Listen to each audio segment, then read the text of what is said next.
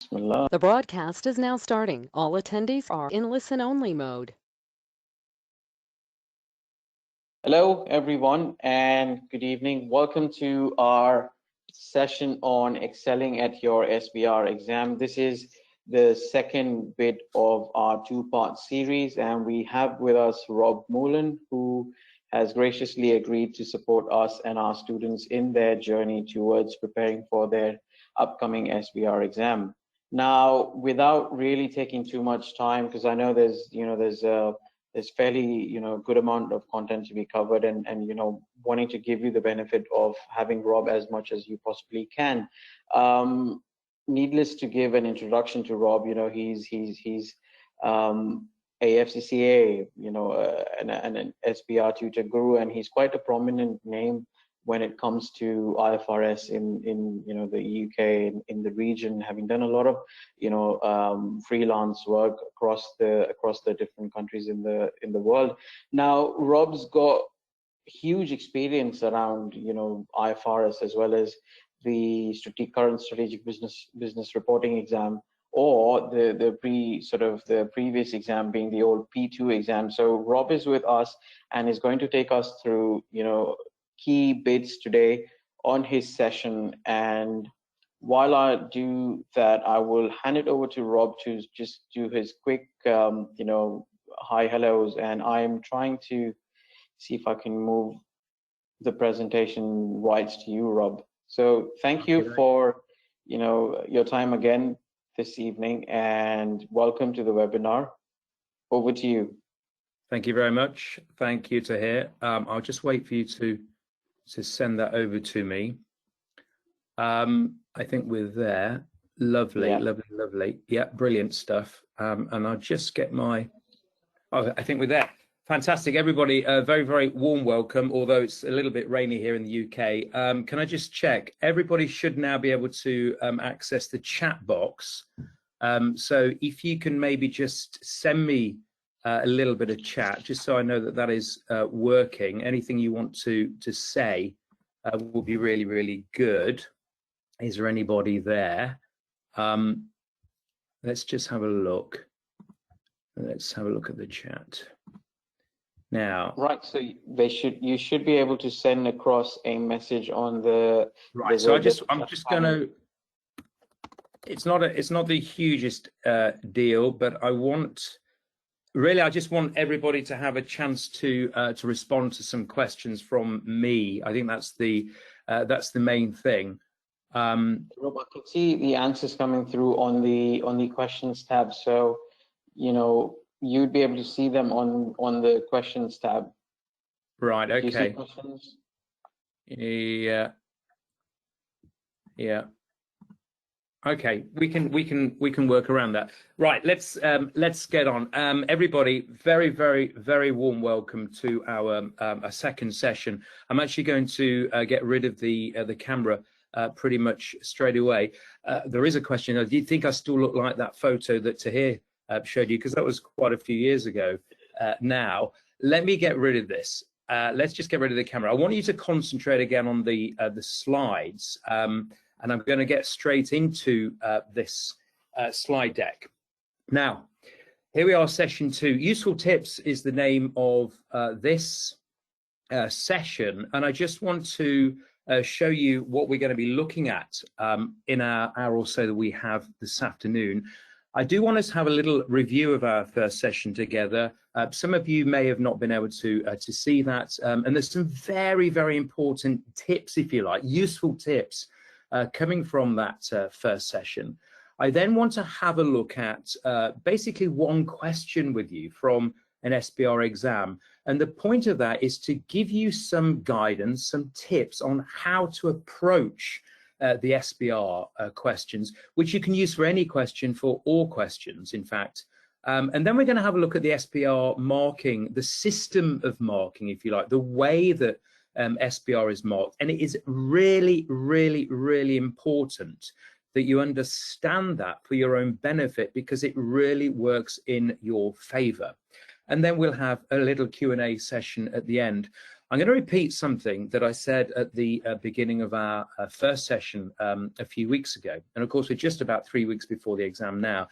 Everyone that is watching this today is more than capable of doing a very, very, very good job with your SBR exam. There is no doubt about that. You've got to have confidence in your abilities. You've got to have confidence in how to approach this SBR exam over your 3 hours and 15 minutes.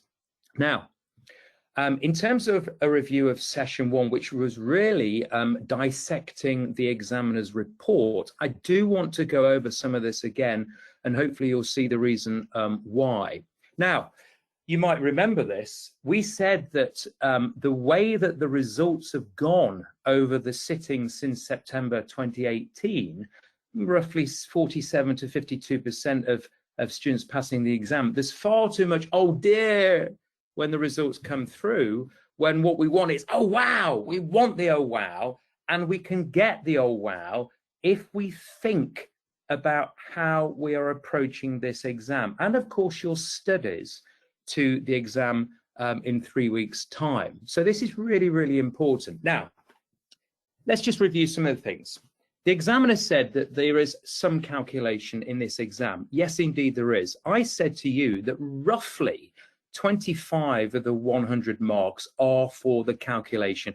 You could say it's on average between 20, let's say, to a maximum of 30 of the marks are going to be for the calculation. So I say on average, there is about 25 marks for the calculation, which of course means, and we went through this, we said that therefore means 75% of the marks, up to 75%, or on average 75% of the marks are for the narrative, the written answers, your narrative answers, your writing. I then went on to say, let's just get this going through now. Your narrative is based on the verbs discuss, explain, advise. If we look at near enough every written question, written requirement, it is going to ask for a discussion, an explanation, or some sort of advice. And so I gave to you a little mnemonic because I think you like mnemonics. And I said, hey, Dean, here's your mnemonic for your exam. D for discuss, E for explain, A for advise, N, the narrative verbs. That's what we're looking for in our SBR exam. And I say to you now, please, in terms of useful tips, tip number 1, it's not just about the narrative, it's what you do and how you use that narrative, which is very, very important. You can see on the screen now this mnemonic, pirate. I mentioned it to you last time. I don't like pirate.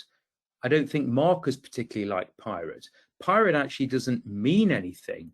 I know that you possibly are aware of pirate from looking at IS 38 and using pirate as a sort of a reminder for the criteria in order to recognize development expenditure within IS 38. That's fine, but pirate as a word means nothing on its own. We need to be able to explain what these things mean. So any student that just writes down something like, you know, oh, I know narrative is important, so I'm going to give you the word pirate, it's going to achieve nothing because it doesn't mean anything on its own. So please get rid of pirate. Or if you're going to use pirate as a mnemonic, explain exactly what you are trying to get across and do it with clarity. It's important that you think, tip number 1, if you like, think about how you are going to narrate. Think about what you are trying to get across to the examining team. Now, what did we say? Oh, we had this as well. Look at this. We've just got words. We've got wood. We've got trees. We've got sea. And I said to you, let's think about the logic of this. Let's signpost. Let's have sections within our narrative. Here's the tip. We want clarity. So we're going to have a little section about the wood. We're then going to have a little section about the trees because we want to see the wood from the trees, as we say here. We want to make things clear. And then we're going to support that with some calculations. This is a nice structure to an SBR question. Okay, we have narrative, and then we back up that narrative, we support that narrative with the calculations. You can't see this, but I'm just trying to move things around my screen a little bit to make it a little bit more user-friendly. Let's just get rid of something here. Okay, now let's get back to my little screenshots here. Now, this is a new slide that I put in this time, and I want you to see this. The examiner said that it is very, very important that students signpost their narrative. They signpost, they make it clear, they effectively flag up what they are dealing with. So what I say to you, here's a tip, is show the way through your answer to the markers. And you're going to see this as we go through our session this afternoon. But I think it's really, really important, everybody, to make this clear as well. You see the word your answer. I've said to you before in our first session, don't think you're trying to replicate model answers of the examiner or answers you've seen in a textbook. Don't do that.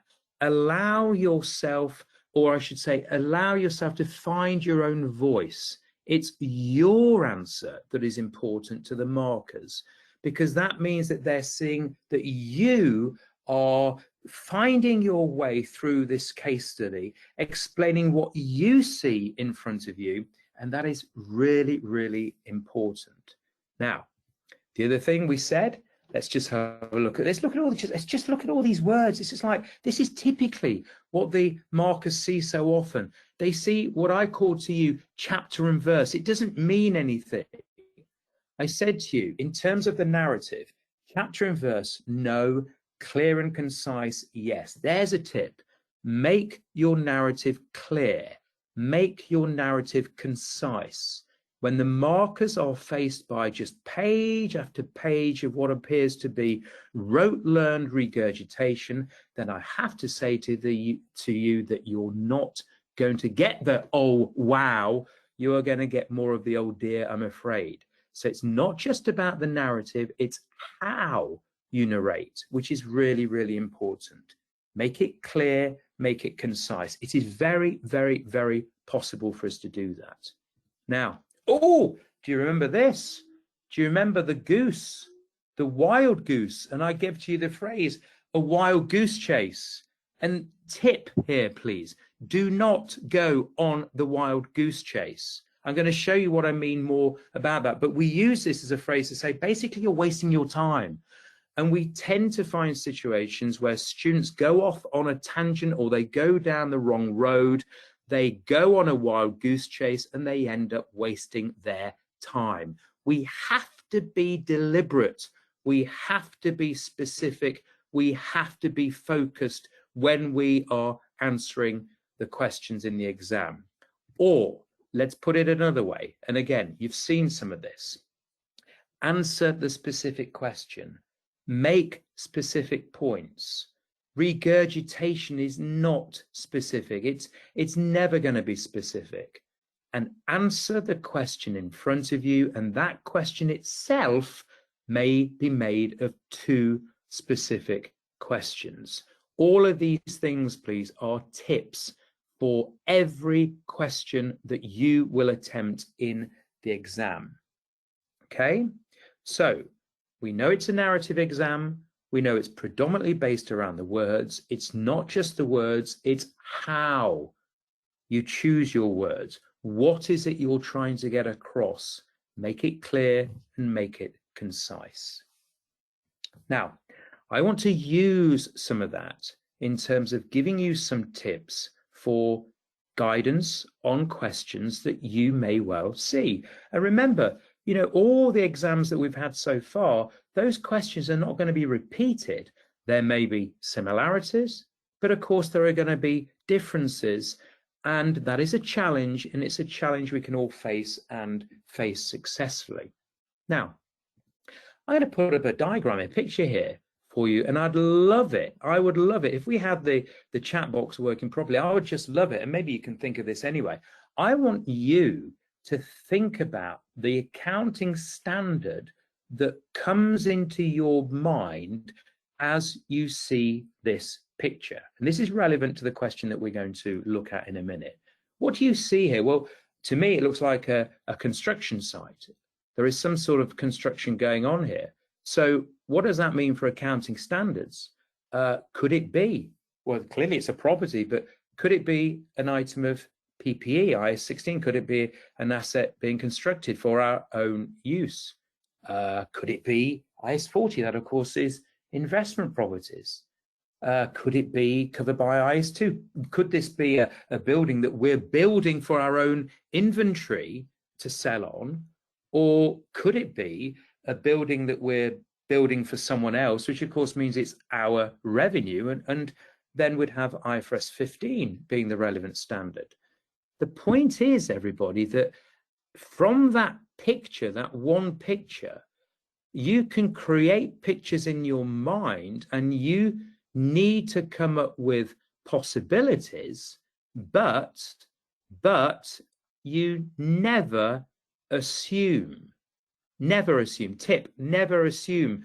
The reason I say that, everybody, is that the evidence that helps you to decide whether it's 16 or 40 or IAS 2 or IFRS 15 is within the question. Okay? So everything that you need is in your head in terms of knowledge, and is in the case study in terms of being able to apply that knowledge in order to answer the question in front of you. And I hope that's clear to you all. Now, let's have a look at this, please. On the left-hand side, you will see a picture. It's the December 2018 SBR exam. And remember, 3 hours, 15 minutes. Tip, there is no need to rush this exam. You have 3 hours and 15 minutes. Tip number, whatever it is now, answer every part of every question. You've got to be in it to win it. You are more than capable of managing your time so that you answer every part of every question within that paper. You know, roughly 75% for the words, roughly 25% for the numbers. Now, on the right-hand side here, I have put something that you may have seen before. It's question 2 from that exam, and you don't need to worry about the narrative here because we're going to look at this, but it's for 20 marks. It's question 2 of the exam. This is not a tip, this is fact. Question 2 will include an ethical element for which there will be up to 2 professional marks available, and those professional marks are given based on the quality of your narrative, not just words, but the quality of those words. Tip, make your narrative relevant, make it specific to the question, get the quality marks. Okay, now we are going to look in a little bit more detail at this question, and I want to give you some tips as we go through it. So, you've seen this before. Yes, you have seen this before, not only because it's just been on the previous slide, but because we looked at this in sort of, overview when we were looking at the examiner's reports. I just want to try and, you can't see this, so I'm just going to move something again on the screen here. Now, included within the non-current assets of Fiskerton is a property which has been leased to Eddingley under a 40-year lease. The property was acquired for $20 million on the 1st of October '07 and was immediately leased to Eddingley. Okay. The asset was expected to have a useful life of 40 years at the date of acquisition and have a minimal residual value. Okay. Fiskerton has classified the building as an investment property and has adapted the fair value model. Tip, never assume. Let's carry on. The property was initially revalued to 22 million on the 31st of March. Interim financial statements had indicated that gearing was 51% prior to this revaluation. The managing director was made aware of this breach of covenant. You don't need to worry about that breach at the moment. I'll make clear about that in a while. And so instructed the property should be revalued. The property is now carried at a value of $28 million, which was determined by the sale of a similar sized property on the 30th of September '08. Okay. This property was located in a much more prosperous area and built with a higher grade of material. an independent professional valuer has estimated the value to be no more than $22 million. The managing director has argued that fair value should be referenced to an active market and is refusing to adjust the financial statements, even though he knows it is contrary to international standards. And then we have the requirement. Look at this requirement, please. Discuss how the Hallam property should have been accounted for and explain the implications for the financial statements and the debt covenant. Those ands are really, really important, because in actual fact, that 7 marks is broken down into effectively 2 to 3 questions. Okay, now I'm just going to go back here, and I want you to be aware that I can't see any of this narrative that is, if you like, irrelevant. And I want to make sure that as I'm reading this narrative through, I really am taking my time. It mentioned investment properties. Now, here is a property. Here's another property. Here's another property. 3 pictures, 3 different properties. Any one of them could be an investment property. Okay, now what I've got to determine is what makes something an investment property. Let's go back here, everybody.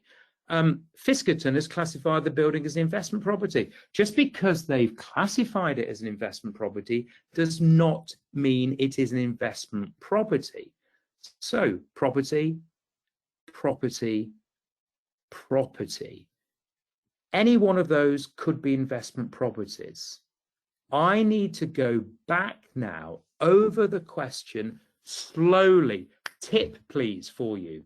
Read the question slowly, deliberately, every word deliberately, and either mentally, or if it's on paper, highlighted, or if it's, you know, on CBE, find the scratch pad or whatever you want to do, find a way of highlighting the words that you think are relevant in order for you to find your way through this scenario. It's a property leased under a 40-year lease, acquired for 20 million, immediately leased to Eddingley. The asset useful life 40 years at the date of acquisition, minimal residual value. It's been classified as investment property and has adapted the fair value model. Well, fine, they can adopt a fair value model under IAS 40, but only if it is an investment property. So hold on a minute. Hold on a minute. Here's a property that may appear to be an investment property, but surely if the property is being leased out for the whole of its useful life with a minimal residual value, then surely that is a big indicator that we're not dealing with IAS 40, but we're dealing with IFRS 16. We're dealing with a lease transaction. And I hope you can see that. I hope you can agree with that. Now, the point here, everybody, is I can't do that if I'm just going to rush in and think, oh yeah, investment property, yeah, let me now write everything I know about investment properties. I'm assuming I'm going on a wild goose chase and I'm not going to get the marks that I deserve. So what I'm now doing is I'm starting to formulate what's going on here. It seems to me that this does not meet the definition of an investment property. It seems to me that this is leased for all of its useful life. It seems to me that Fiskerton is the lessor here, leasing the asset to Eddingley. It seems to me that this is a finance lease because of the characteristics of the lease for the lessor, and whoops, as a result of that, I think that's going to be quite significant. So just look at those few things for a minute, please. And you know, I might be writing this down. I just might be formulating in my mind.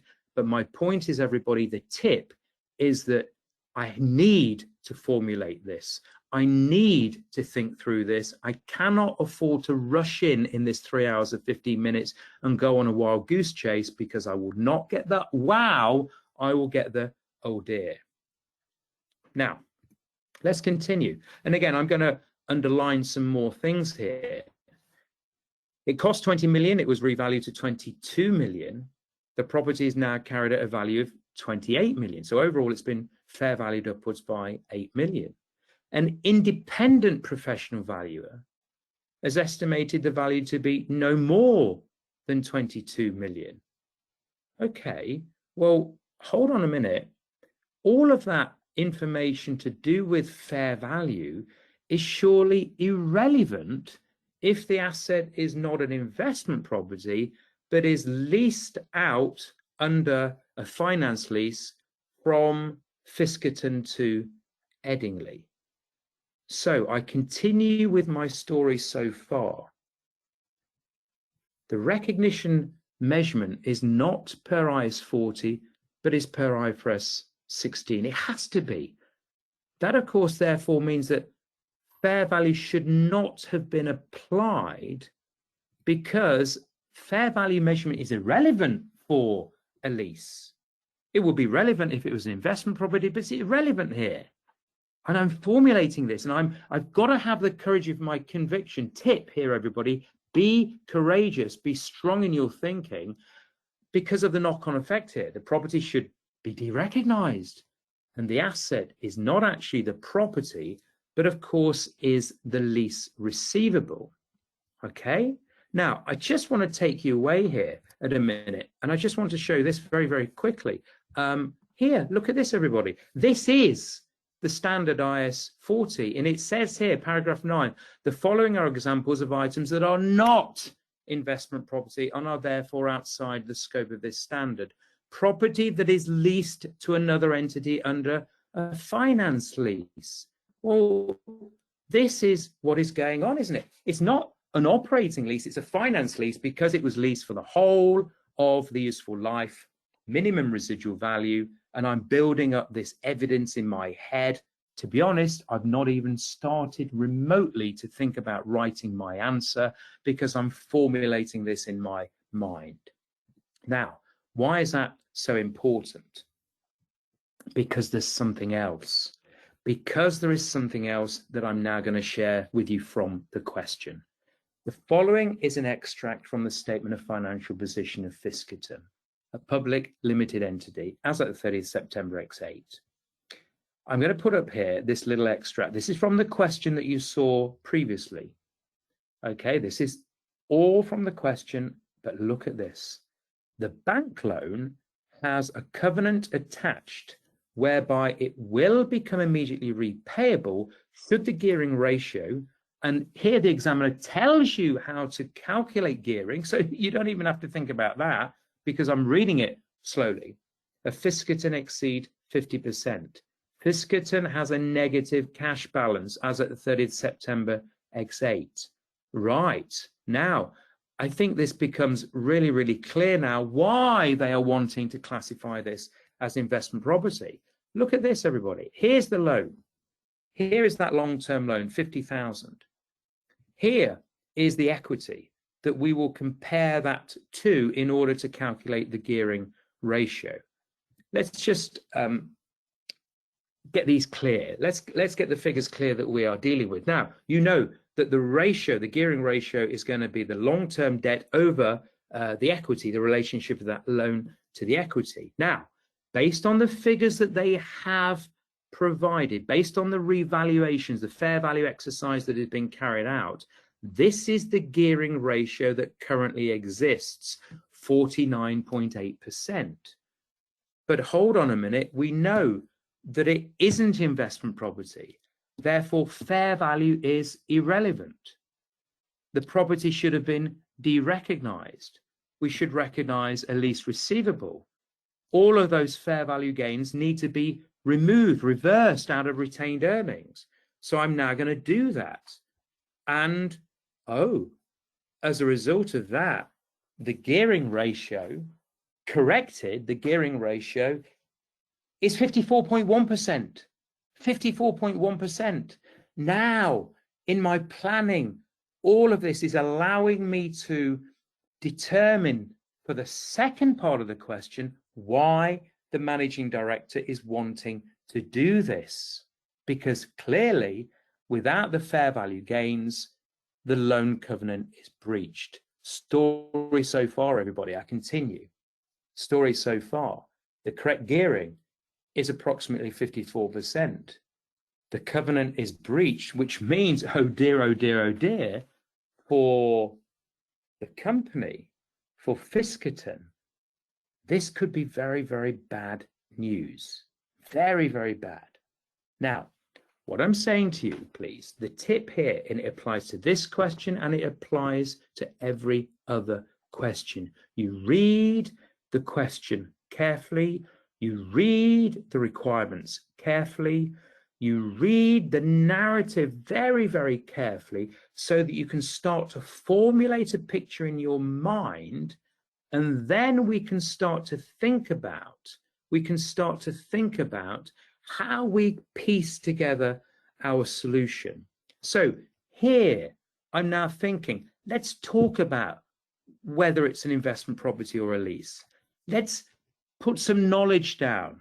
Let's give the definition of an investment property and a finance lease. And then let's start to apply that knowledge to the scenario. Let's explain why it is a finance lease. Let's explain the relevant accounting for the building.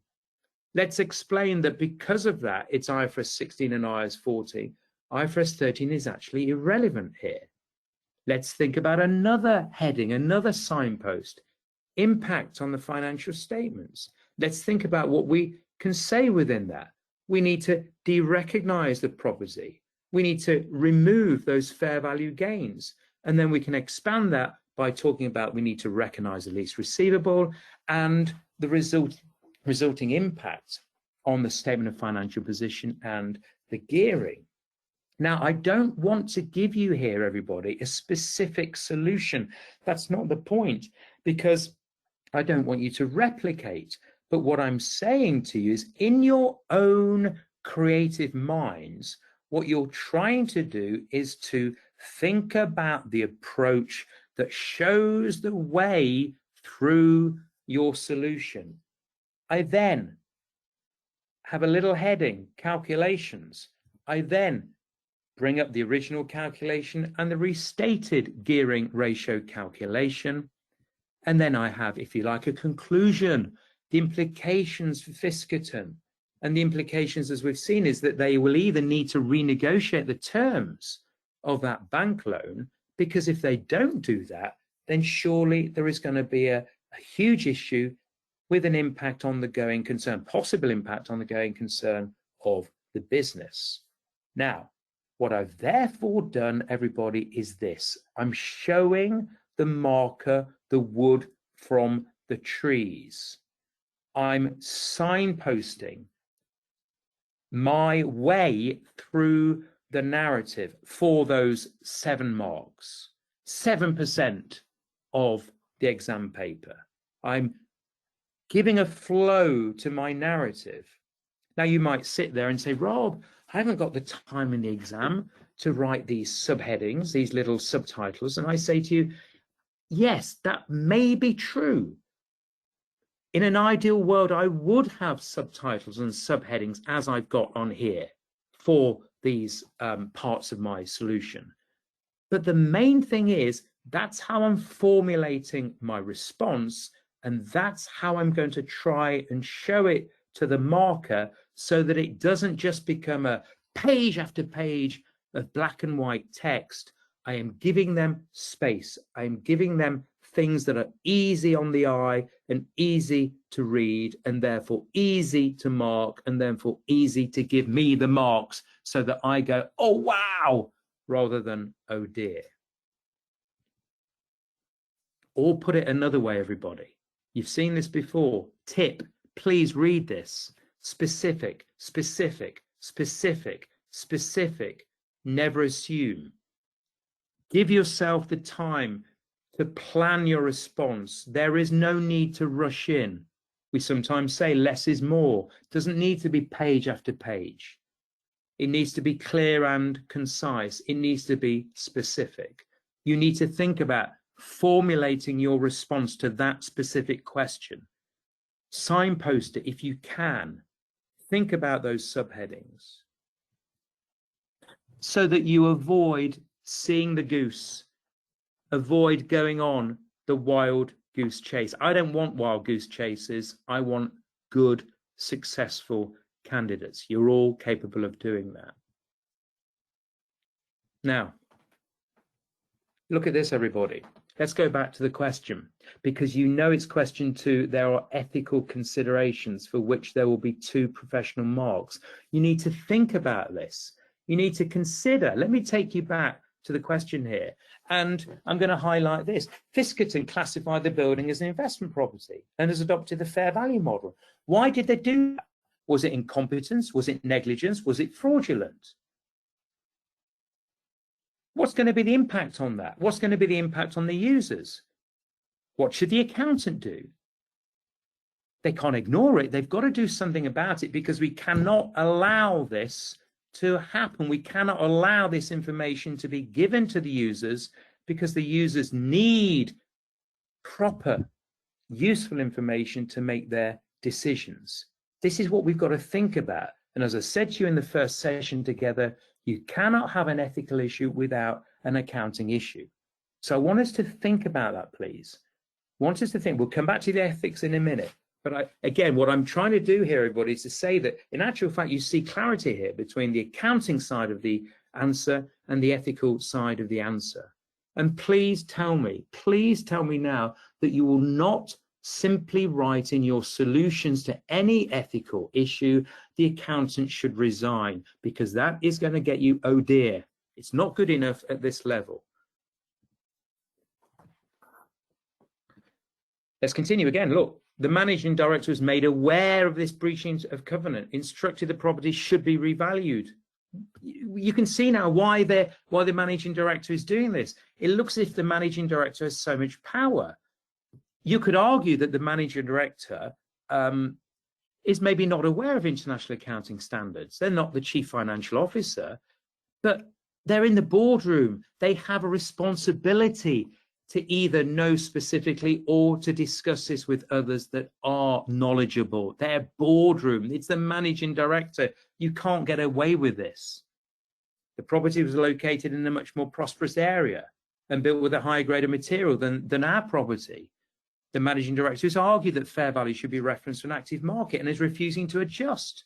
Well, yes, you should reference to an active market, but when it's not identical, then of course you've got to make allowances for the differences in the properties. You know that as well as I do. I'm not going to tell you that here, but what I am doing is trying to flag up to you the things that are in this question. Tip, read the question. All the evidence is there for your solution.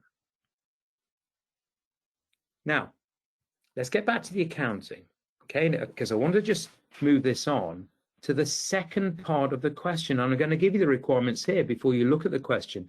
In accordance with IFRS, discuss whether revenue arising from the sales contract should be recognized on a stage of completion basis.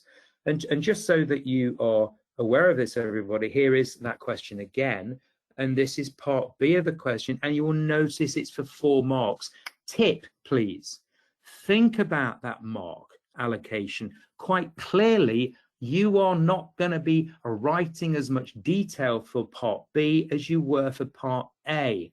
And without getting into the minutiae of 4 marks equals X amount of time or whatever, it is logical, everybody, that for me and hopefully for you, this is more a case of you get in, you explain what you see, and you get out for those 4 marks. Think about that mark allocation. Now, here's the question. I just put this all up so you can see it.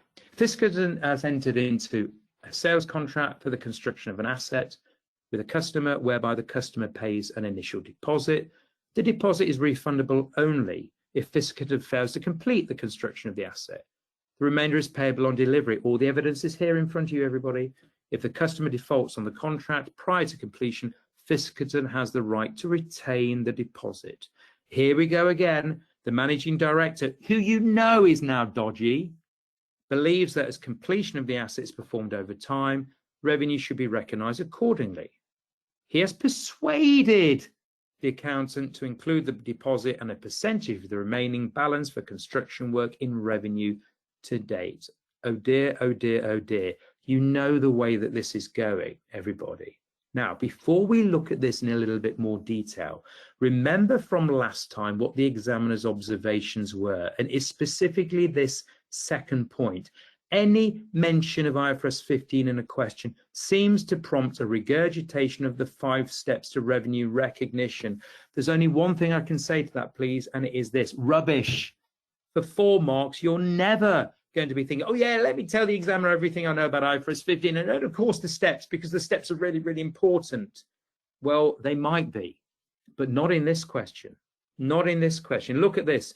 This type of answer gains very few marks, as this level exam requires candidate knowledge of the specific requirements in IFRS 15. Don't just think about the steps. Tip, please. Specific, specific, specific. Now, here is that picture again. And it is a picture of a construction of a building. That construction is, of course, going to occur over time.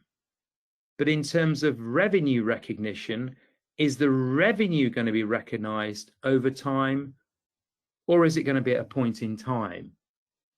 Activity, of course, is going to occur over time, but that is not necessarily the same as how the revenue for that activity will be recognized. You know that, I know that.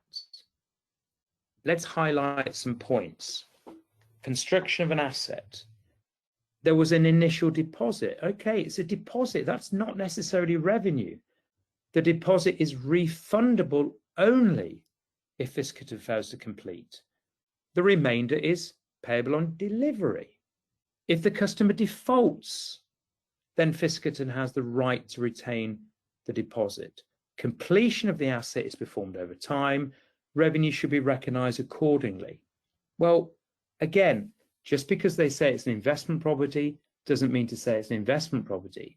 Just because completion occurs over time doesn't mean to say that revenue is going to be recognized over time. This is what I think. This is what I think. I'm going to show the wood from the trees. Here's my heading. We've got a revenue contract. I'm going to show a little bit of knowledge to start off with. I'm going to explain to the marking team what revenue is to set the scene.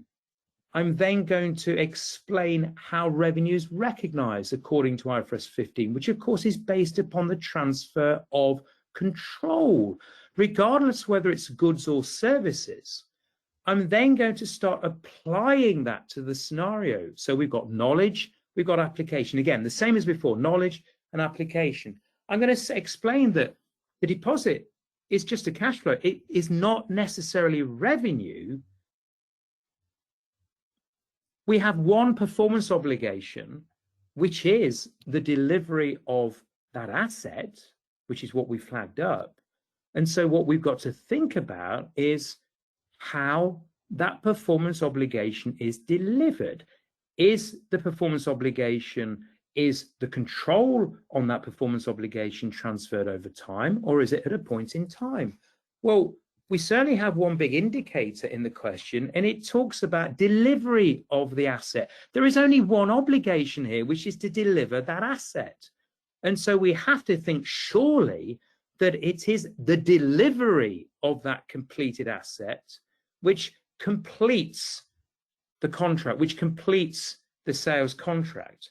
And so what I'm thinking of here is a situation where we have a little definition about what revenue is, a little explanation about how it's recognized according to the standard, and then we get in and we say, we have one performance obligation. It appears that transfer of control of that obligation occurs upon delivery, i.e. when the asset is completed, and as a result of that, it would appear that the revenue, although activity is over time, the revenue is going to be recognized at a point in time. And that point in time, of course, is delivery of the asset. 4 marks: get in, get out. Now, look at this again. Why do you think they want to recognize a proportion of the deposit, and why do you think they want to recognize revenue over time? Because it seems to me that revenue in this period is going to be inflated, overstated. So look at this. Let's just go back and again highlight some points. Highlight: the managing director believes that as completion of the assets performed over time, revenue should be recognized accordingly. They are wrong. Why are they wrong? Is it incompetence? Is it negligence? Is it fraudulent? Does this managing director simply have too much power and is effectively dictating every decision? He has persuaded the accountant. Persuasion, intimidation. What is the accountant going to do about this? They cannot ignore it. Now, you've seen this before in our first session together. You know the IFAC framework. You know the words I'm going to put up here now. And again, from our first session, I said to you, what does this all mean? Why is it so important? How is it applied? How difficult is it to apply? And how does it assist the professional accountant? This is what you have to think about in your response to the ethical part of the question. And in order to get those 2 professional marks, make your narrative relevant. Here's my signpost, everybody. I'm going to show what I believe are the ethical issues to do with the property. I'm going to show what I believe are the ethical issues to do with the sales contract. I am not just simply going to list out the IFAC framework with a load of regurgitation. And I'm not just going to say, of course, well, the accountant needs to deal with this. Maybe the best thing that they should do is to resign so that they remove themselves from the whole situation, because it is not good enough. It is not professional. I need to think about the considerations. I need to think about this situation of the managing director. Is it negligence? Is it incompetence? What should they be doing? What can the accountant do? Should they be seeking professional advice? Should they be trying to speak to the other members of the board? Do you think the other members of the board are going to listen? And I'm just spieling out here, everybody, things for you to think about. But remember, this part of the question is for 7 marks. Okay, so I don't think that's a problem. But the 2 professional marks are really, really valuable to you, because it shows the markers that you understand these business pressures. You understand the dilemmas that people find themselves in and the challenges of business and how we can react to those. And I've signposted my answer. Think, make your answer specific, make it clear, show the way through your narrative. Okay? And everybody, all I'm trying to do here is to give you tips to think about for any question. Do not rush to write. Slow the thinking down. Think in order to formulate your response. Then make your narrative clear for every part. And if there are calculations, make those calculations clear. Let them support your narrative. Now, the reason I put this up now is because this is actually the 3rd part of our session. This is pretty important, SBR marking. And I want you to look at these 3 letters, please. OFR, own figure rule. I cannot tell you enough about the importance of OFR and how it impacts upon your success, if you like. Now, look at this, please. June, question 1. Surprisingly, some candidates simply discuss the principles without setting the calculations to support them.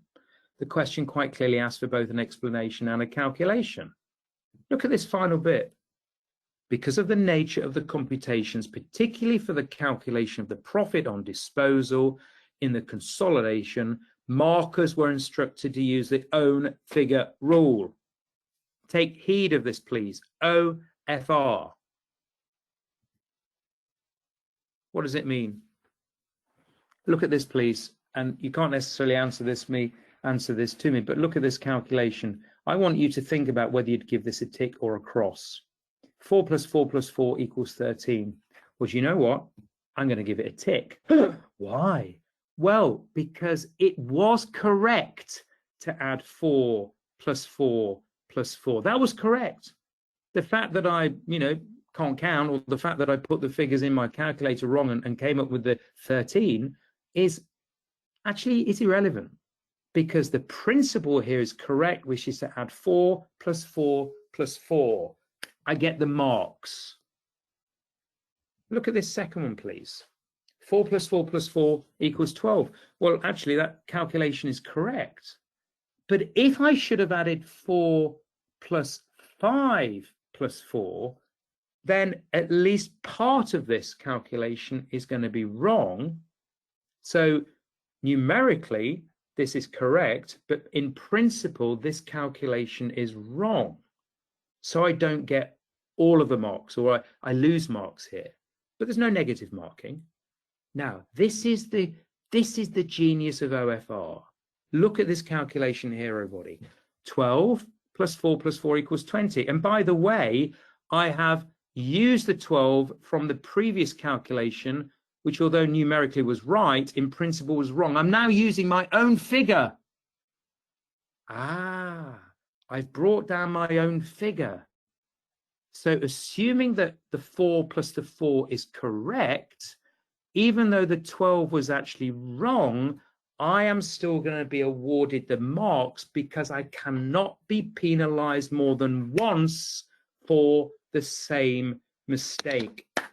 Tip, everybody, show clear workings so that every working can be marked based upon its principles, and so you maximize OFR.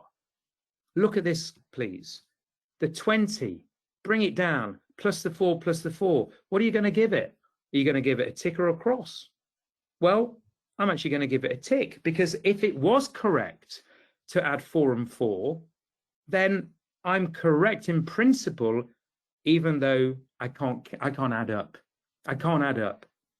All right, so this is what is meant by OFR, own figure rule, and which is why, please, whether it's paper-based or whether it's CBE, you must show formulae in cells. You must show your workings. You must show how you arrive at those workings. Even though you know the numbers are going to be up to 30, 25 on average, every one of those workings is incredibly important for you, please. And this is one of the biggest tips.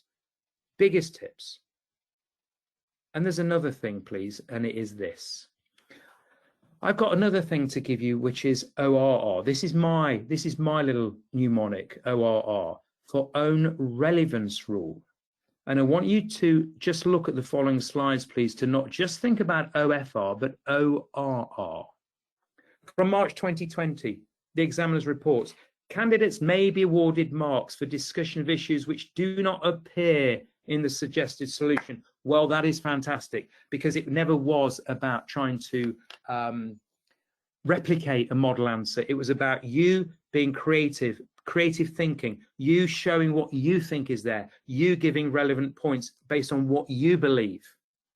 Extra marks may be gained if a candidate discusses a point particularly well. Own relevance. Look at this, please. Overall, question 1 was well answered, apart from part D, which was rubbish. That's my words. As usual, marks were available for well-argued points which were not included in the model answer. Own relevance rule. Look at this. We've seen this before in our first session. This is our property again, our investment property. The property should not have been classified as an investment property. And this classification had implications for gearing, the debt covenant limits, and whether the entity was a going concern. Yes.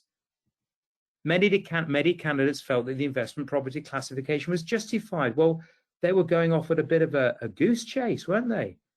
However, look at this. Where a candidate concluded with some justification, this is why I believe it's an investment property. This is why I believed it was an investment property. Then some marks were awarded. Okay, If I say it's an investment property, I'm going to get nothing. If I say it's an investment property, and this is why I believe it is, then I'm going to be awarded at least some of the marks because I've demonstrated why. I've demonstrated my relevance. Please, please take this on board. Not only OFR, but ORR. Where candidates made a reasonable attempt at calculations, then the own figure rule was used to justify conclusions reached by the candidate. Tip, clarity. Tip, explain why you've come to a conclusion. Tip, show the calculations. Tip, make sure every calculation is clear so that you can be awarded OFR marks. Don't just put don't just put figures into a cell if it's a CBE exam. Show the formulae that you are trying to get across. Everybody, a little review, please. A little review. I do not want to see the wild goose. Beautiful as this creature is, I do not want you to go on a wild goose chase. I want you to slow the thinking down. Tip, I want you to read every word carefully in that question and in the requirements. Tip, I want you to formulate in your mind a response using the evidence that is in front of you. Tip, I want you to generate your response, and I want you to signpost your response, show the way through your response to the markers. And if there are calculations, then let them support your narrative and make them clear for the marker so that if there are errors in those calculations, they can at least give you OFR because they really do want you to succeed. There's no traps here. There is just a requirement for you to demonstrate clarity of thought. Ethics. Think about the problems that you might find yourself in. How would you deal with those? Don't just say resign. It is not good enough. Don't just list the IFAC framework. It is just regurgitation and it's not good enough. Think, give the marker quality. Or put it another way, everybody. Or put it another way. Specific, specific, specific, specific, specific. Think, think, think, think, think. You can succeed brilliantly with this exam. Oh, wow, rather than, oh dear. Now, at this point, I'm going to just get the camera back up. And to hear, if you want to take over to see if we've got any questions coming in. Yes, Rob, quite a lot of questions coming in.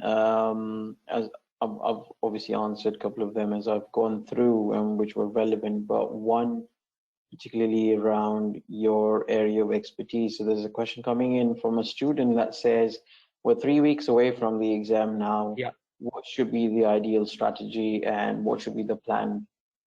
Okay, wonderful, wonderful question. Yes, you are 3 weeks away. My honest answer would be this. And yeah, no, I was going to say I don't want to upset anyone who's maybe dealing with a different strategy at the moment. My strategy will be very, very simple. You get rid of the textbook now, and you are focusing on question practice, question practice, question practice. You are looking. You look straight after this webinar. You could pick out any question. You could go onto the ACCA website. You could look at the September 18 exam. You could look at the June 2019 exam. You could look at one question within those 4 questions that have been published. You could say to yourself, right, this is what I'm going to do. I'm going to plan an answer to this question. I'm not going to think about what I've seen before. I'm going to plan an answer to this question. I'm going to use hopefully some of these tips. I'm going to read the question very, very carefully. I'm going to read every word. I'm going to try and highlight what I believe are the main words within the question. And I'm going to look at those requirements very, very carefully. I have to say to you at this point in time, it is all about practicing so that you're aware of the structure. Look, I hope I've got across to you here in this brief time that we have. Every question that you're answering is going to start off with a demonstration of your knowledge, and then you're going to apply it to the scenario. You can't have one without the other. So your task between now and the exam is to use the knowledge that you've developed and to test that knowledge in different specific scenarios. So please, the textbook or maybe your course notes or whatever, yes, refer to them if you need to, but the main focus has to be on that question practice day in, day out. Excellent. Thanks, That's my Rob. answer. There's another question coming in from a student that says, how much of knowledge or application of IFRS do we really need to have for the SBR exam? Again, a brilliant question. Look, hopefully did you see me put up that the standard IS40 when I was talking?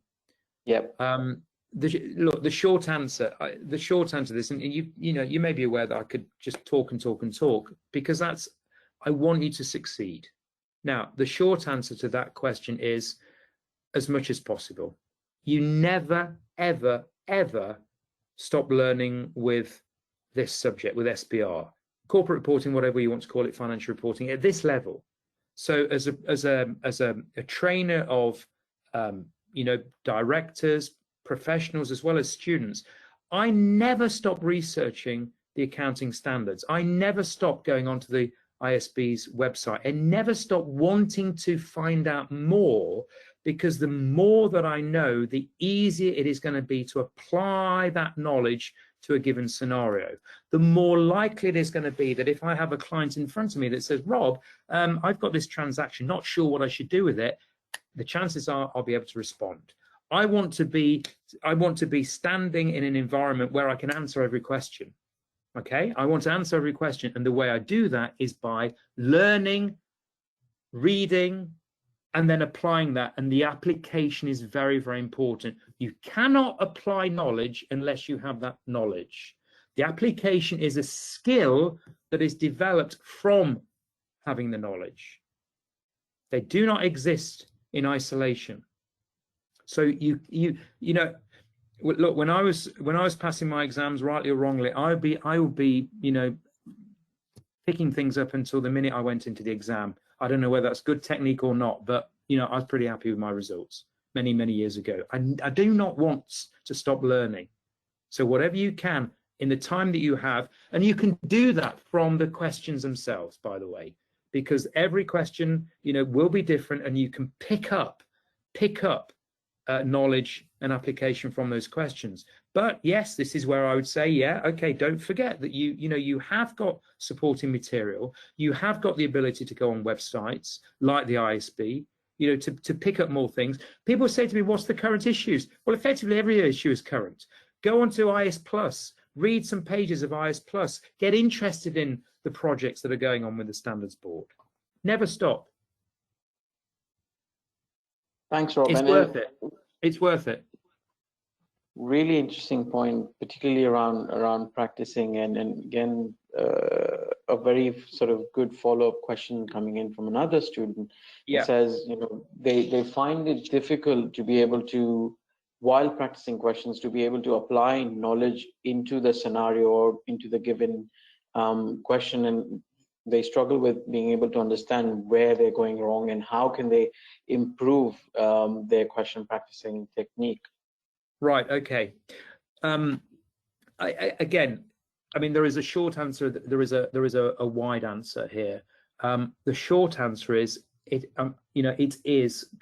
goes back to the previous answer, which purely and simply is it's a combination of knowledge, learning, researching, if you like, and application of that knowledge. Learning to put forward what I see in front of me.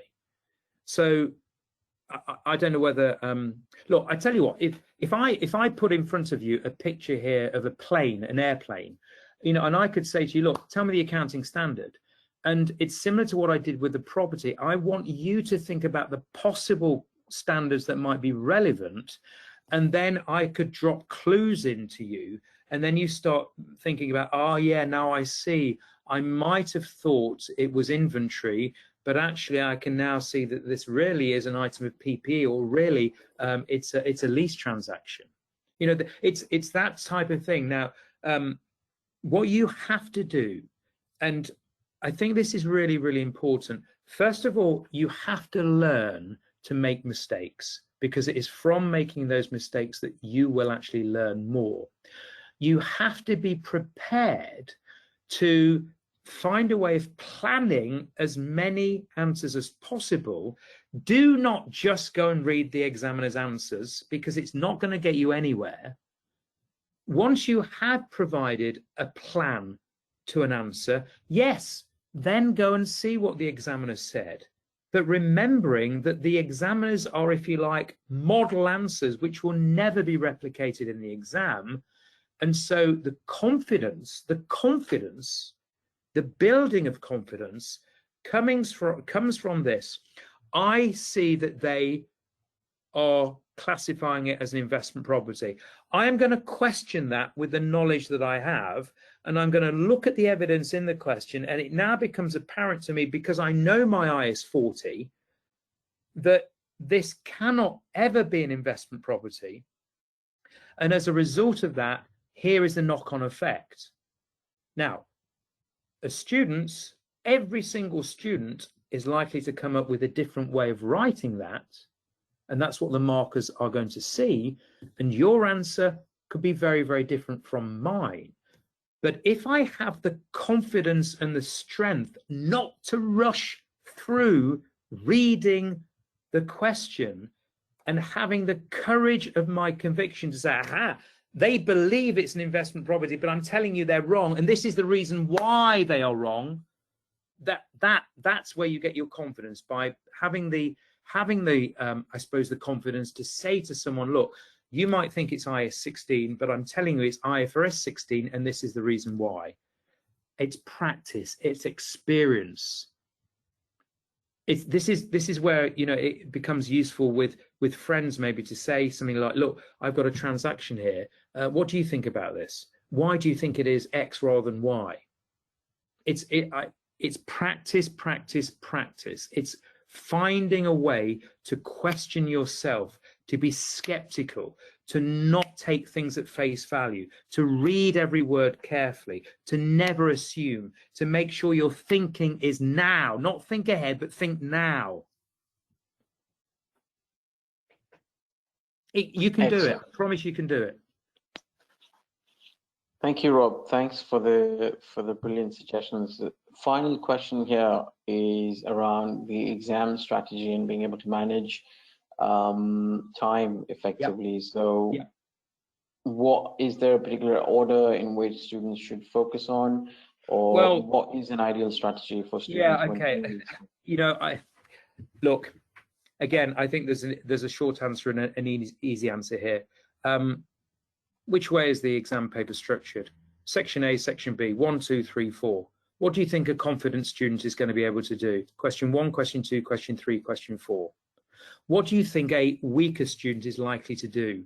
They're likely to start with maybe question 3, part of question 3, and then skip to sort of part of question 2, and then part of question 4. There's nothing wrong with that, but it looks to me to be a demonstration of a student who is either weak of knowledge or weak of application, or, you know, doesn't know basically what to do. So different tutors will say different things, but my recommendation for any student is to work through question 1, question 2, question 3, and question 4 in a timely manner. Now, it is likely, is it not, that question 1 will be for 30 marks. That seems to be what we are getting. Question 2 for 20 marks. Question 3, 25, definitely. Question 4, 25 marks. So you know that proportionately you are going to spend longer on question 1. But, you know, this is where I you know, maybe sometimes differ from other people here, because I do not really get massively obsessed by marking schemes per se. So look, you know that question 2 had 7 marks for the property, 4 marks for the revenue, and 7 marks for the ethics. Now, I look at that and I think, well, obviously, if I know nothing, the marking scheme is irrelevant. But if I do know what I'm talking about, then logically, I'm going to be writing more detail about question 1, and there's likely to be a linkage between, sorry, part A, there's likely to be a linkage between accounting standards, whereas logically, if you just look at section B, part B, which is the revenue transaction, it's in and it's out. I explain what revenue is, I explain how revenue should be recognized, I explain basically the difference between activity over time and revenue over time, because it's based on the transfer of control. Therefore, I believe in this situation, it's going to be revenue at a point in time, because delivery is an indicator of the passing of control. And I'm out, I'm gone, I'm gone. 4 marks, I'm gone, I've got it, I've got it. And there's nothing here about, you know, it's not a detailed explanation about the different ways of revenue over time. There's not the time, there's not the marks there. But I'm not getting obsessed about, oh, I need to spend 5.5 minutes on this part and 19 minutes on the first part. That's not me. That might be you, and that's fine. That's not me. Because I want you to be in a situation where, and this is everybody, I want you to be in a situation where you can look at a question and you can read it through systematically, slowly, questioningly, and you can say, right, okay, I actually don't need a lot of time here to formulate my response, because I'm pretty clear now on the knowledge and I'm pretty clear on the application, and here are the calculations to support it if they are relevant. Now, the reverse, or the other side of that, of course, is clearly this. If you are getting to, you know, really you're sitting there thinking, well, I've spent an hour and a half on question 1, I think I better move on. You know, you have got to move on. You've got to be very, very strict with yourself, and you have got to say enough is enough because of diminishing returns. Make sure every part of that exam is answered. That's the strategy. But I say again, if you are suitably prepared in terms of how you think about this exam, your mindset towards this exam, then the time does not become a problem, because you will know how I get into a question, how I develop my answer, and how I get out of it. We could spend a day talking about marking schemes and time. Time management needs to be practiced, but time management, in my opinion, automatically comes from good exam technique, which is good reading, good planning, good knowledge, good application. Brilliant. Thank you, Rob. That's about it from a questions point of view. Over to you for any sort of final sort of feedback, comments. Obviously, a lot of comments have been coming in from students, and they've been extremely appreciative, and they've enjoyed the 2 sessions, you know, you've hosted. Well, thank you. I hope it's been, you know, useful to whatever degree for you. I know that, you know, the hour goes flying by, and you know, I could talk for 8 hours and maybe still not enough. It never is with, you know, this exam. It never is with SBR. I think what I'm just going to do to here is just put this up again, the screen here, because I want to just, a little bit like I did last time, these 3 words are the key, if you like. Okay, discuss, explain, advise. Yes, you know, Dean is the mnemonic if you want it. Let me get away from that. I don't want that at a minute. But my point here, everybody, oh, it keeps going back. Discuss, explain, advise. The key thing is that it is these 3 words that cement your ability to do well in this exam, because it shows that you have the professional skills of being able to talk, being able to put a viewpoint across, being able to comment.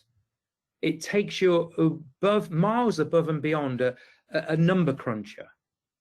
So, like I said at the beginning of our session today, yes, it is important. You must be able to discuss, you must be able to advise, you must be able to explain, whichever order it is. And it's not just the discussion, it's the quality, it's the how, it's what I'm trying to get across. Think of that, please, between now and the exam. that gives you confidence. If you quite simply remember that I'm an accountant, I'm a financial reporter, and I'm going to really enjoy showing you in that exam what I see and why I see it. That's what I say, everybody. And then finally, here's a bit of information for you. And I do say, please feel free to contact me. I say very, very much good luck for September the 10th. I know that everybody that is looking at this either now or on demand, you are more than capable of doing very, very well in this exam. Get the mindset positive, get it to be creative, get it to be, just free flowing. Find your voice, and you will do incredibly well. Thank you very much, everybody, and good luck. Excellent. Thank you very much, Rob. And comments are constantly coming in. Students are very much appreciating everything that you've shared over the last 2 sessions.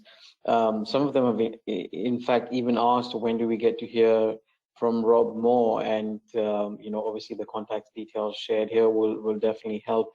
But yeah, on behalf of all of us at ACCA in the Middle East, as well as all the students, personally, I'd like to take this opportunity to extend a heartfelt thank you to you, Rob, for really sort of giving us your time, your precious time, and making yourself available to the students. A pleasure. Thank you so much. Thank you, and all the best to everybody attending. And we hope you can all do it. Everybody can all do it. Colors. Absolutely.